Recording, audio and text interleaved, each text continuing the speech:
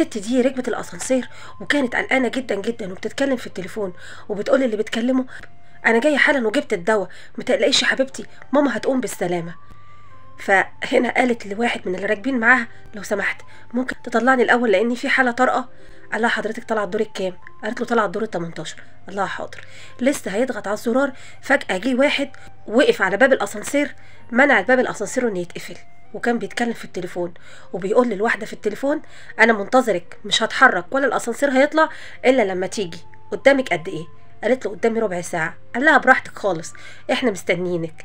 فهنا الست قالت له ارجوك طلعني وبعدين بقى انزل تاني واستناها لان في مشكله كبيره وفي واحده ست ممكن تروح فيها. قال لها مفيش حد هيطلع ولا الاسانسير هيتحرك الا لما تيجي خطيبتي. فواحده من الواقفين قالت له بتقولك عندها حاله طوارئ، انت ما عندكش احساس؟ قال انا قلت كلمتي، مفيش حد هيطلع ولا الاسانسير مش هيتحرك الا لما خطيبتي تيجي لاني وعدتها. فالراجل اللي كان واقف معاهم سأله، قال له حضرتك طالع الدور الكام؟ قال له طالع الدور التاني. قام زقه وشاته برجليه وقال له طالع الدور التاني وعامل كل الفيلم ده، وقفل الاسانسير ووصل الست وطلع شركته. مجرد ما وصل شركته السكرتيره بتاعته دخلت له المكتب، قالت له سياده الريس انت دلوقتي عندك ميعاد مع ابن عمي صاحب الشركه اللي حضرتك هتتعاقد معاهم على الشغل الجديد. المفاجاه ان ابن عمها هو نفس الراجل المستفز المغرور اللي كان في الاسانسير. اول ما شافوا بعض الراجل اتلخبط وما كانش عارف يقول ايه، وصاحب الشركه وشه اتقلب وبقى متعصب جدا.